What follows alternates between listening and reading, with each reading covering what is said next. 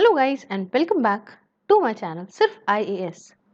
तो यहाँ पे हम अपनी विजन IAS की PT 365 को कंटिन्यू करते हुए आज आपके लिए इकोनॉमी का पार्ट 7 लेकर आए हैं। तो आइए शुरू करने से पहले चैनल को सब्सक्राइब कर लीजिए, बेल आइकन को प्रेस करिए ताकि आपको रेगुलर अपडेट्स मिलते रहें। शुरुआत करेंगे इसके पहले टॉपिक से। टॉपिक कहता है फाइनेंशियल स्टेबिलिटी रिपोर्ट 2020। जानते हैं ये बात न्यूज में क्यों रही? देखिए हुआ क्या है बच्चों कि recently reserve bank of India ने रिलीज करी है फाइनेंशियल स्टेबिलिटी रिपोर्ट 2020 के लिए। अब न्यूज के बारे में और बातें थोड़ी समझिए।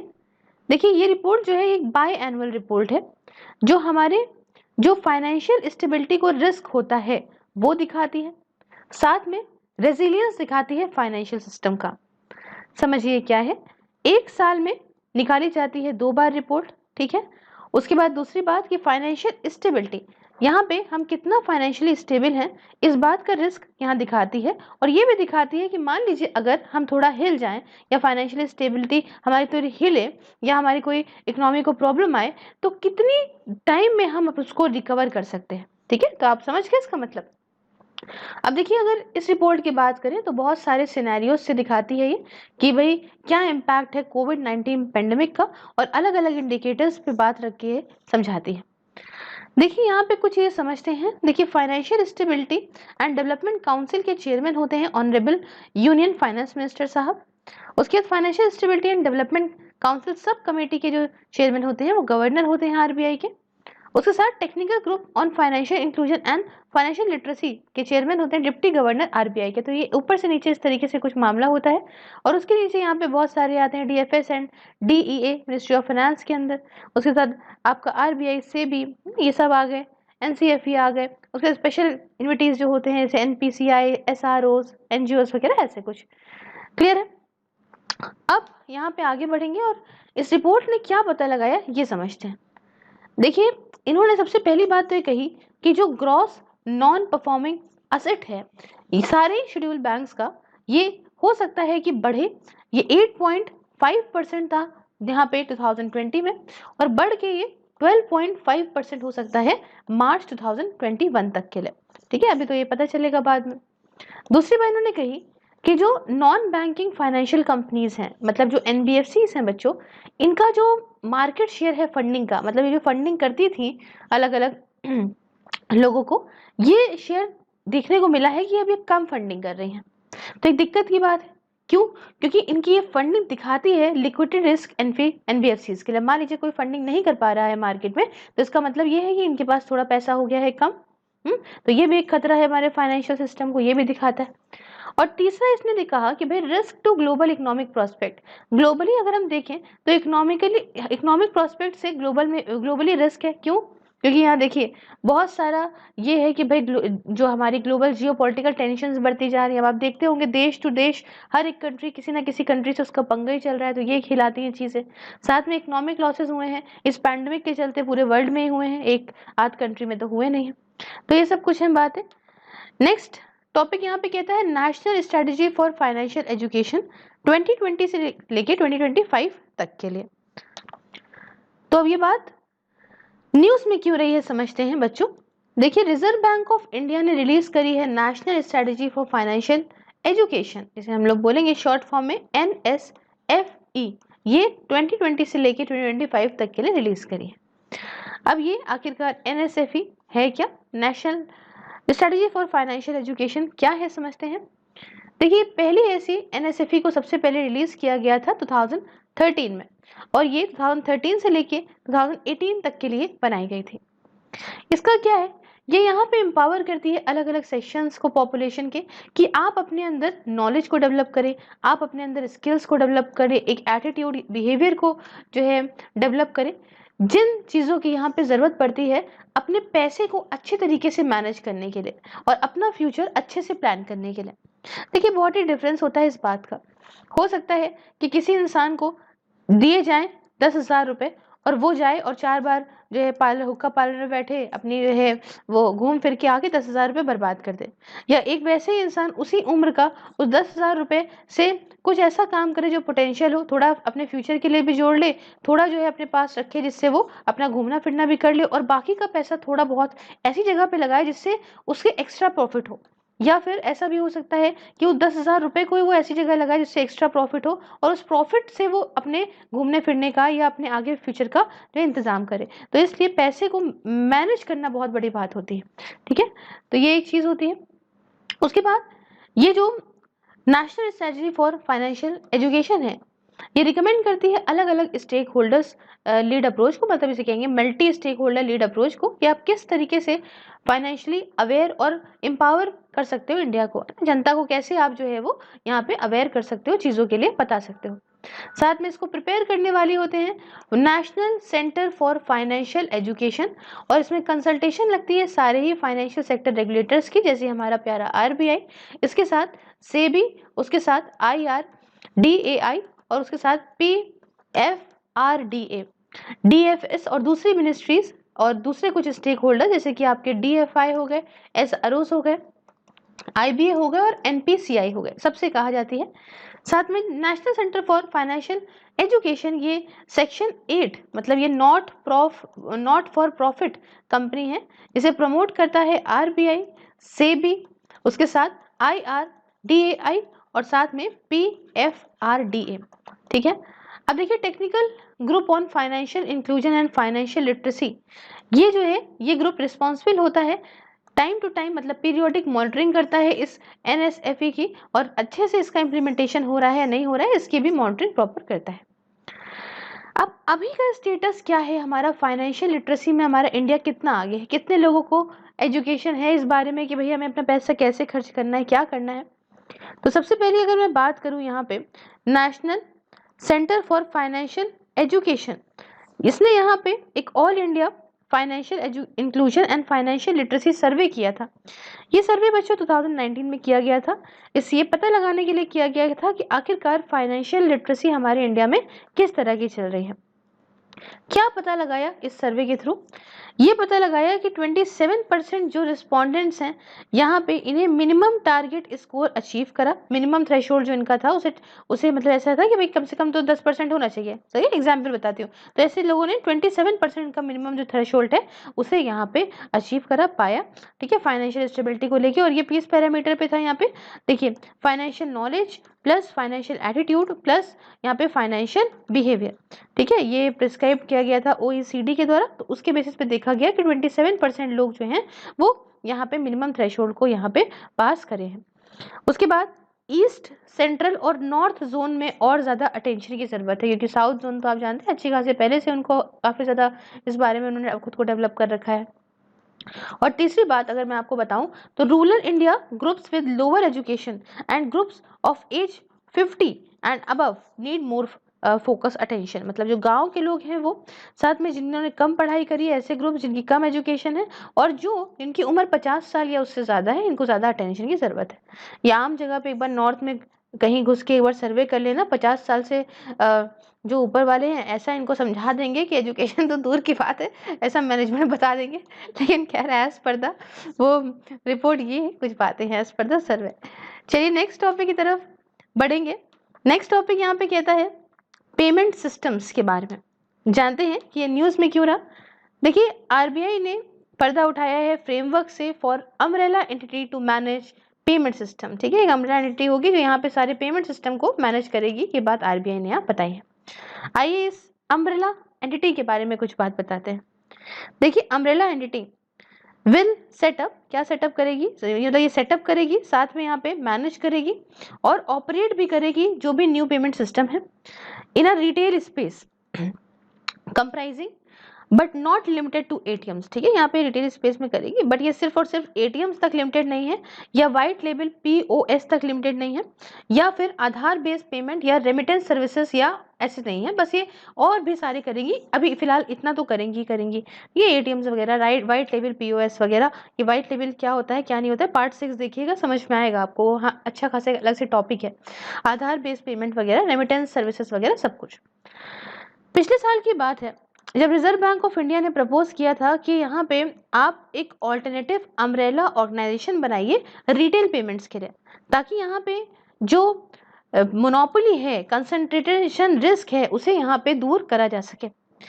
इसने ये बात नोट करी थी कि जो national payment corporation of India है ना, जो सारा का सारा करीब 60% रिटेल पेमेंट को कंट्रोल करता है, ये has become too big to fail. अब देखिए बताइए टू बिग टू फेल का मतलब क्या होता है? टू बिग टू फेल का मतलब होता है कि मतलब जब किसी चीज पे ये हो जाता है कि ये इतना है कि ये फेल नहीं हो सकता, ठीक है। जैसे कि अभी रिसेंटली किस बैंक को कहा गया था too big to fail? HDFC को बताया गया था ना कि टू बिग टू फेल है। अब टू बिग टू फेल का जरा मतलब समझ लेते हैं जिन्हें नहीं पता है।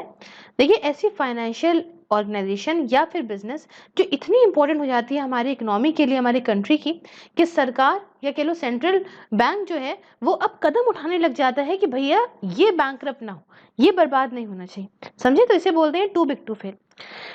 तो इसलिए इसे नोट करा है कि यहाँ पे national payment corporation of India जो है, जो 60% रिटेल पेमेंट को कंट्रोल करता है, भाई ये टू बिग टू फेल के अंदर आ जाएगा। अभी करेंटली बताऊं तो ये national payment corporation of India ये एक लौता, एक सोल अम्ब्रेला ऑर्गेनाइजेशन है जो रिटेल पेमेंट्स वगैरह को और जो भी सेटलमेंट्स होते हैं इंडिया के अंदर उसे देखता है। अब आप कहेंगे कि बहुत ही बातें, बहुत ही तारीफें हो गई इस NPCI national payment corporation of India की, तो मैम इसके बारे में जरा कुछ बता दीजिए। तो सबसे पहली बात कि national payment corporation of India ये एक इनिशिएटिव है रिजर्व बैंक ऑफ इंडिया का, साथ में दूसरे इंडियन बैंक एसोसिएशन का। ये एक अम्ब्रेला ऑर्गेनाइजेशन है जो यहाँ पे रिटेल पेमेंट्स को और सेटलमेंट्स को हमारे देश के अंदर ये जो है देखता है, ऑपरेट करता है। दूसरी बात कि इसके अंदर यहाँ पे 10 कोर प्रमोटर बैंक्स आते हैं, जैसे कि state bank of India, Punjab national bank, bank of Baroda, Canara bank, साथ में बैंक ऑफ इंडिया, फिर HDFC bank, city bank, HSBC और ICICI बैंक। अब देखिए जो ऑर्गेनाइजेशन है ये काम करती है कुछ provisions of the payment and settlement system act 2007 के अंदर, ताकि यहाँ पे एक ऐसा रोबस्ट पेमेंट और सेटलमेंट इंफ्रास्ट्रक्चर हमारे देश के अंदर बनाया जा सके। ये एक नॉट प्रॉफिट, मतलब जैसे नॉन प्रॉफिट ऑर्गेनाइजेशन है जिसे बनाया गया था under the provisions of section number 25 of companies act 1956 के अंदर, ठीक है। अब ये सेक्शन 8 जो है कंपनीज एक्ट 2013 का हो गया है, बढ़ा है आगे बात। खैर जो NPCI है इसका एम है कि हम ऐसा इंफ्रास्ट्रक्चर बना दें पूरे ही बैंकिंग इंडस्ट्री में, चाहे वो फिजिकल हो चाहे वो इलेक्ट्रॉनिक पेमेंट सेटलमेंट सिस्टम हो, दोनों ही यहाँ पे प्रोवाइड कर सकें इसके अंदर हम देश में। साथ में अलग अलग प्रोडक्ट्स भी ऑफर करता है, जैसे कि नेशनल फाइनेंशियल स्विच हो गया, IMPS जो हम लोग करते हैं वो, आधार इनेबल्ड पेमेंट सिस्टम हो गया, साथ में चेक ट्रांकेशन सिस्टम हो गया, रुपए, साथ में national automated clearing system house हो गया, मतलब जिसे नाच कहते हैं, अगर आपने लोन वगैरह लिया होगा तो आपने साइन करी होगी, ठीक है। ऐसी बहुत सारी चीजें। खैर अभी की बात अगर हम करें कि भाई रिसेंट, फिलहाल तो पहले देखते हैं कि आखिरकार गाइडलाइंस वगैरह क्या है, ठीक है। की गाइडलाइंस देखिए जरा, तो यहाँ पे एंटिटी जो है उसे ऑथराइज करा गया है पेमेंट एंड सेटलमेंट सिस्टम 2007 के अंदर, एंड ये shall be a company incorporated in India under the companies act 2013। अब ये जो एंटिटीज हैं एलिजिबल हैं अप्लाई करने के लिए, shall be own and control by resident Indian citizen, ठीक है। जो अप्लाई करना चाहती है एंटिटी, ये यहाँ पे पहली चीज तो ओन और यहाँ पे कंट्रोल करी जानी चाहिए ऐसे लोगों के द्वारा जो भैया इंडिया में रहते हैं। साथ में UE shall be minimum paid up capital of 500 crore, तो 500 करोड़ रुपए की तो मिनिमम पेड अप कैपिटल चाहिए। ये ऑपरेट करेगी क्लियरिंग एंड सेटलमेंट सिस्टम को बैंक्स, पार्टिसिपेटिंग बैंक्स के लिए, मतलब जो बैंक इसमें आएंगे या नॉन बैंक आएंगे उनके लिए। साथ में आइडेंटिफाई और मैनेज करेगी जो भी रिस्क है, और सारे रिटेल पेमेंट सिस्टम की डेवलपमेंट कैसे हो रहे हैं उनको मॉनिटर करेगी, जो भी इश्यूज उनसे रिलेटेड है हमारे देश के अंदर या इंटरनेशनली उन सबको मॉनिटर करेगी। अब बात आती है कि रीसेंट डेवलपमेंट क्या हुए हैं इस पेमेंट सिस्टम को लेके हमारे यहाँ। तो देखिए यहाँ पे NPCI national payment corporation of India ने लॉन्च करा है पाई, PAI। अब पाई क्या है? ये एक artificial intelligence based chat box है जो अवेयरनेस यहाँ पे फैलाएगा NPCIs के प्रोडक्ट्स को लेके, जैसे कि फास्टैग देता है वो, रुपए देता है वो, UPI लेता है वो, उसके साथ APS देता है, या रियल टाइम बेसिस पे सारा का सारा जो ये चैट बॉक्स है, AI जो है ये आर्टिफिशियल इंटेलिजेंस है, ये इस पे बेस्ड है चैट बॉक्स, ये हमारे को भाई जो NPCI है इसके लिए जो भी अवेयरनेस है जो इसके प्रोडक्ट्स के लिए ये दूसरों को देगा। साथ में इसको डेवलप करा जाएगा बाय बेंगलुरु बेस्ड स्टार्टअप को रोवर प्राइवेट लिमिटेड के द्वारा। इसको डेवलप करा क्या जाएगा, डेवलप करा गया है एक्चुअली। बेंगलुरु बेस्ड एक स्टार्टअप है जिसका नाम है को रोवर प्राइवेट लिमिटेड। अब ये NPCI एक अम्ब्रेला ऑर्गेनाइजेशन है, आप जानते हैं ये सारे रिटेल पेमेंट और सेटलमेंट हमारे जो देश के अंदर है उसे यहाँ पे ऑपरेट करता है। ये एक इनिशिएटिव है रिजर्व बैंक ऑफ इंडिया का और दूसरे Indian bank association under payment and settlement system act 2007 के पेज में। उसके बाद यहाँ पे जो दूसरा आता है वो आता है दक पे। ये एक डिजिटल पेमेंट ऐप है जिसे लॉन्च करा गया है इंडिया पोस्ट पेमेंट बैंक के द्वारा। ऐप को यूज करा जा सकता है डिजिटल फाइनेंशियल और असिस्टेड बैंकिंग सर्विसेज के लिए, जैसे कि डोमेस्टिक मनी ट्रांसफर हो गया, QR कोड को स्कैन करना हो गया और कई सारी चीजें।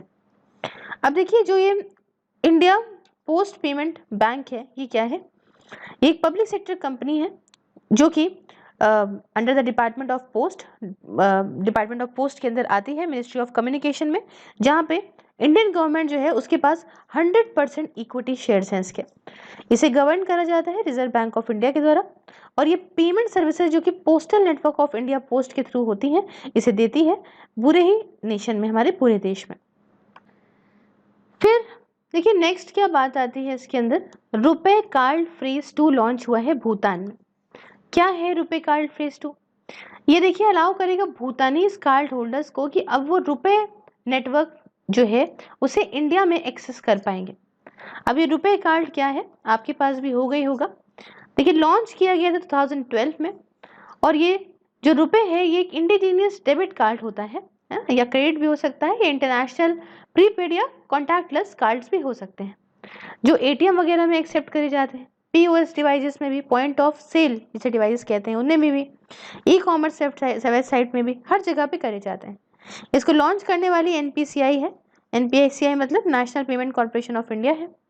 और आज की डेट में बताऊं तो रुपए कार्ड्स को इशू करा जाता है 1000 से ज्यादा बैंक्स के द्वारा, जिसमें आपके पब्लिक सेक्टर बैंक्स भी आते हैं, प्राइवेट सेक्टर बैंक्स भी आते हैं, रीजनल, रूरल और साथ में कोऑपरेटिव बैंक्स भी आते हैं। इंडिया ने लॉन्च करा रुपए कार्ड को यूनाइटेड अरब एमिरेट्स में भी, बहरीन में भी, सिंगापुर, सऊदी अरेबिया और भूटान में भी। ये एक इनिशिएटिव था ताकि जो भी हमारा बैंकिंग इंफ्रास्ट्रक्चर है, जो ज़रूरी बैंकिंग इंफ्रास्ट्रक्चर है, इसे यहाँ पे बिल्डअप कर सकें, जिनमें ज़रूरत होती है भाई कि हम यहाँ पे जो चाहते हैं कि भाई लेस कैश इकोनॉमी बने, तो उसके लिए काफ़ी अच्छा इनिशिएटिव है। अब देखिए इस चार्ट के थ्रू कुछ चीज़ें जानते हैं। यहाँ पे डिफरेंस क्या है, आपने टर्म्स को बहुत सुना होगा, NEFT को, RTGS को और IMPS को। निफ्ट, RTGS, IMPS में आइए डिफरेंस जानते हैं। तो मिनिमम ट्रांसफर वैल्यू की बात करें तो निफ्ट के अंदर 1 रुपये तो आपको होनी चाहिए, RTGS में कम से कम 2 लाख होना चाहिए और IMPS में कम से कम 1 रुपये तो होना ही चाहिए। पेमेंट ऑप्शंस की बात करें तो दोनों ही ऑफलाइन या ऑनलाइन लिए जा सकते हैं इसके अंदर। RTGS भी ऑनलाइन या ऑफलाइन हो सकता है और IMPS जो है वो आप करते भी होंगे, सिर्फ ऑनलाइन होता है। मिनिमम ट्रांसफर वैल्यू अगर मैं बताऊं तो निफ्ट के अंदर कोई दिक्कत नहीं है, आप जितने भी करना चाहें करिए, इसमें भी RTGS में भी कोई दिक्कत नहीं है और IMPS में 2 लाख रुपए तक से ज़्यादा नहीं कर पाओगे। उसके बाद सेटलमेंट देखें तो हाफ ईयरली बेसिस पे होता है, मतलब अगर तुरंत नहीं हुआ तो आधे घंटे में हो जाएगा, तभी लोग कहते हैं निफ्ट क्या है आधे घंटे रुक जाओ हो जाएगा। RTGS जो है वो रियल टाइम तुरंत हो जाता है, साथ में IMPS भी तुरंत हो जाता है। सर्विस टाइमिंग्स की बात करें तो ये 8 बजे से सुबह शाम के 7 बजे तक के लिए वर्किंग डे में काम करता है। ये 365 दिन 24 घंटे 7 दिन, साथ में यहाँ पे ये भी 24 घंटे 7 दिन 365 दिन। और इनवर्ट ट्रांजेक्शन चार्जेस की बात करूँ है ना, तो इसमें कोई चार्ज नहीं लगता, इसमें भी कोई चार्ज नहीं लगता, लेकिन IMPS में डिसाइड करती है बैंक, बहुत ही नॉमिनल चार्ज लगता है। अगर आपने किया होगा तो आपको ज़रूर से ज़रूर पता होगा। अब देखिए payments infrastructure development fund scheme, ये क्या है समझते हैं। एम ये है कि भाई हम यहाँ पे ज़्यादातर जो डिजिटल पेमेंट इंफ्रास्ट्रक्चर है, मतलब Tier 3 से लेके Tier 6 सेंटर्स तक के लिए इसे यहाँ पे फैलाएं और स्पेशल फोकस इसमें हम नॉर्थ ईस्टर्न स्टेट्स पे डाल के चलेंगे क्योंकि वहाँ पे थोड़ा सा ज़रूरत भी है। स्कीम का टारगेट होगा कि भाई ये उन मर्चेंट्स को टारगेट करेगी जो असेंशियल सर्विसेज प्रोवाइड करते हैं, जैसे कि ट्रांसपोर्ट की सर्विस, हॉस्पिटैलिटी की सर्विस, गवर्नमेंट पेमेंट्स हो गए, हेल्थ केयर फैसिलिटीज़ हो गए, किराना स्टोर्स वगैरह हो गए। साथ में फंड जो है वो बैंक्स वगैरह को सब्सिडाइज करेगा, साथ में नॉन बैंक्स को भी करेगा, ताकि आप पेमेंट इंफ्रास्ट्रक्चर जो है वो यहाँ पे जो टारगेट्स होंगे उस बेसिस पे आप जो है अपने टारगेट्स अचीव करो और अपने जो है इस इंफ्रास्ट्रक्चर को फैलाओ। साथ में payment acceptance devices and infrastructure supporting card payments जो कवर होंगे इस स्कीम के अंदर, उसमें आपका फिजिकल पीओएस मतलब पॉइंट ऑफ सेल टर्मिनल्स, उसके बाद जीपीआरएस मतलब जनरल पैकेट रेडियो सर्विस, उसके साथ QR code based payments, QR का बेटा फुल फॉर्म होता है बच्चों क्विक रिस्पॉन्स, और काफ़ी कुछ इसके अंदर आएगा। अब देखिए कोई दूसरी रिकमेंडेशंस जो कि committee on deepening of digital payments chair by Nandan Nilekani के द्वारा दी गई थी, समझते हैं। एक और रिकमेंडेशन ये दी गई कि भाई आप इंपोर्ट ड्यूटीज को हटा दो पॉइंट ऑफ सेल डिवाइसेस से, साथ में जीएसटी को भी हटा दो इमीडिएट पेमेंट सर्विस से, ताकि ट्रांजेक्शन मतलब for the transaction charges up to 5000 5,000 रुपये तक का अगर आप इमीडिएट पेमेंट सर्विस का कुछ कर रहे हो दे रहे हो तो इससे जीएसटी को वेव ऑफ कर दीजिए, साथ में इंपोर्ट ड्यूटीज को भी हटा दीजिए पॉइंट ऑफ सेल डिवाइसेस के लिए। दूसरी ये रिकमेंडेशन दी थी कि गवर्नमेंट पेमेंट्स को जो है वो डिजिटल मीन्स से करा जाना चाहिए, जैसे कि पेमेंट चाहे गुड्स एंड सर्विसेज जो भी आपने लिए हैं, चाहे डीबीटी मतलब डायरेक्ट बेनिफिट ट्रांसफर किया है, सैलरीज या पेंशन कुछ भी है, तो ये डिजिटल मीन से होने चाहिए। तीसरा कहा कि यूज ऑफ वैलिडेशन सर्विसेज जैसे कि पब्लिक फाइनेंशियल मैनेजमेंट सिस्टम हो गया, national payments corporation of India हो गया, तो इन सब का यूज़ करिए ताकि यहाँ पे जो ट्रांजेक्शन फेलियर हो जाता है वो यहाँ पे कम हो, क्योंकि भाई कुछ गलत अकाउंट पड़ गया, आधा डिटेल पड़ गई तो उससे ट्रांजेक्शन फेलियर हो जाता है, तो इसलिए इसका यूज़ करिए।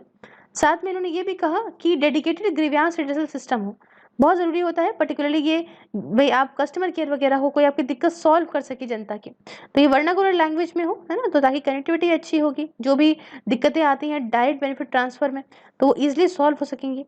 और आखिरी मैंने एक और रिकमेंडेशन दी कि डिजिटल पेमेंट सब कमेटी को बनाइए आप स्टेट लेवल पे, ताकि यहाँ पे जो फाइनेंशियल इंस्टीट्यूशंस हैं उनको मैप करा जाए कहाँ कहाँ हैं, कौन कौन से हैं, साथ में जो भी गैप्स और वगैरह हैं उनको भी जाना जाए, और आरबीआई यहाँ पे फाइनेंशियल इंक्लूजन इंडेक्स को भी डेवलप करे टू कंपेयर डिफरेंट एरियाज।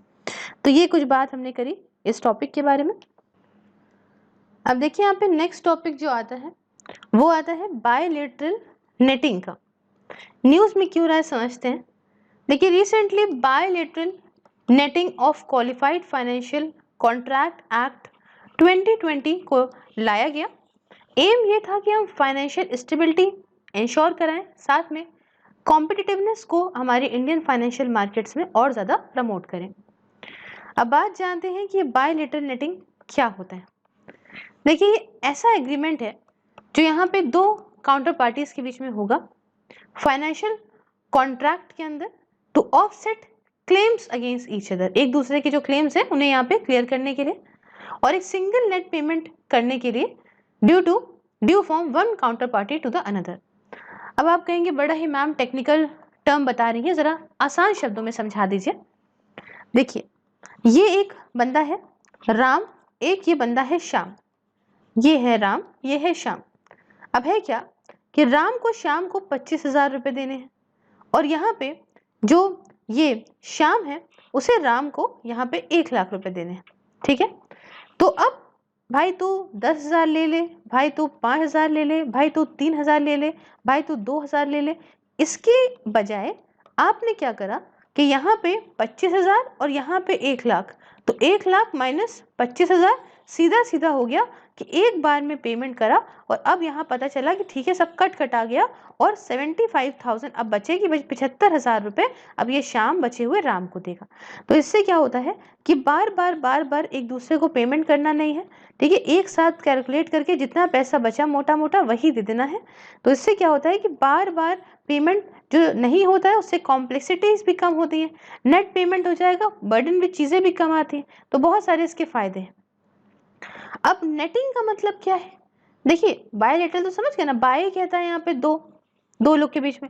अब नेटिंग का मतलब क्या है, ये एक ऑफसेटिंग है, इसमें सारे क्लेम्स जो होते हैं from dealings between two parties to determine a net amount. समझ गए, जैसे मैंने भाई आपको बताया कि 1 लाख रुपए शाम के थे और 25,000 रुपए यहाँ पे राम को देने थे। तो इससे क्या हुआ, जितने भी क्लेम्स हैं इन दोनों के सब इकट्ठा बता दिए, इकट्ठा 25,000 हो गए, 1 लाख हो गए, और एक साथ माइनस कर दिया, और एक साथ अब इसके पास 75,000 बचा। इसमें बार बार कोई चीज़ करने की जरूरत नहीं पड़ती, ठीक है, तो नेट अमाउंट जो भी है वो दे देना पड़ता है।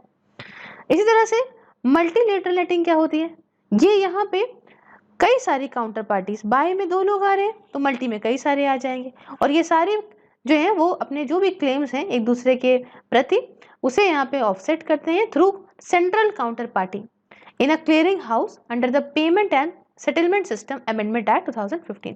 तो ये किसके थ्रू करते हैं, यहाँ पे सेंट्रल काउंटर पार्टी के थ्रू अपने सारे क्लेम्स को यहाँ क्लियर करते हैं, है ना, एक क्लियरिंग हाउस में, जो कि आपका पेमेंट एंड सेटलमेंट आपका सिस्टम एक्ट 2015 के अंदर आता है। ठीक है, अब इसके देखिए फायदे क्या होते हैं। पहले देखिए फायदे ये होते हैं कि इससे जो रिस्क और रेगुलेटरी कैपिटल बर्डन होता है बैंक्स के ऊपर ये नहीं आता, साथ में जो कॉस्ट लगती है या लिक्विडिटी की जो जरूरत पड़ती है इधर से उधर बार बार करने में वो यहाँ पे कम होती है, साथ में एक एफिशिएंट रिकवरी मैकेनिज्म भी होता है, एक बार में चीजें हो जाएंगी, रिकवरी भी होने में आसानी होगी।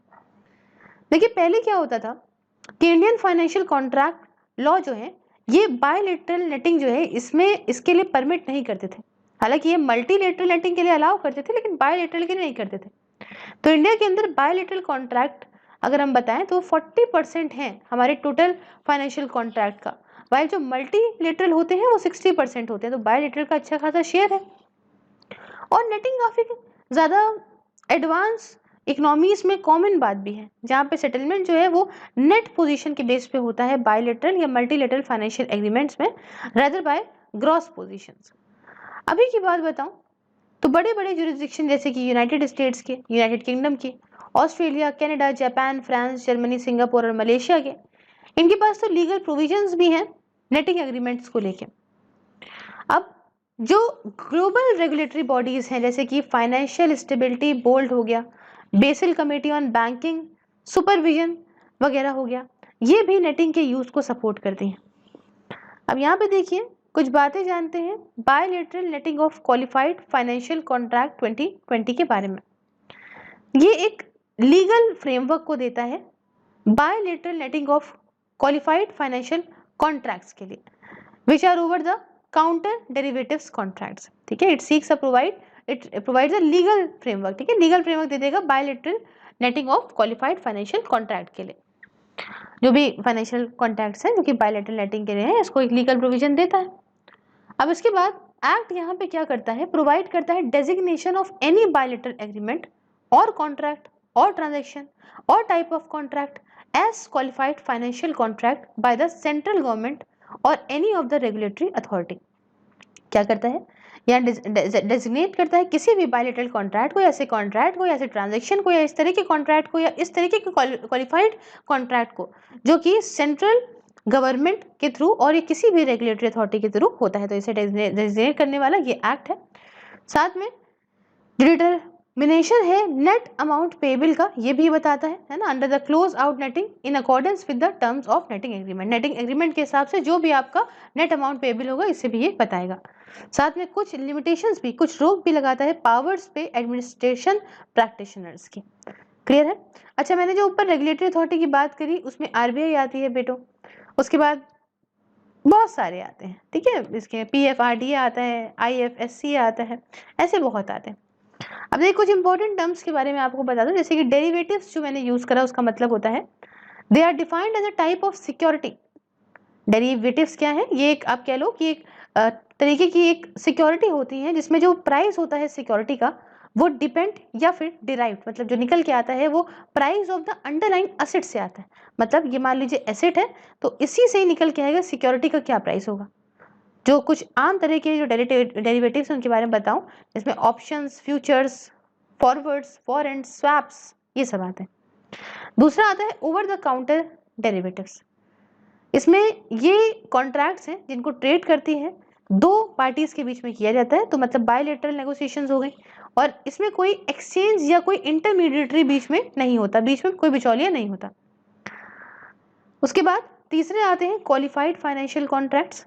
इसका मतलब है कोई भी बायलैटरल कॉन्ट्रैक्ट, मतलब दो लोगों के बीच में कॉन्ट्रैक्ट हो रहा है जिसे नोटिफाइड करा गया है as an qualified financial contract between two qualified financial market participants, जहां पे एटलीस्ट एक पार्टी जो है दोनों में से ये एक एंटिटी है जिसे रेगुलेट करती है एक रेलिवेंट अथॉरिटी। तो ये हमने यहाँ पे अपना टॉपिक किया कंप्लीट, और इसी के साथ ये पार्ट भी कंप्लीट होता है। So if you like the video please like the video, share it with your friends, subscribe your channel Surf IAS. And if you want to follow me on any other social media platform, link is in the description. Along with this, you can watch these videos on Facebook also. Just like the page Surf IAS and watch these videos there. And if you want to go for one daily real question on Instagram, you can definitely follow us on Instagram. You can also support me in my work by pressing the join button and enjoy the various perks. Thank you so much for discussion. Have a wonderful day ahead. Take care.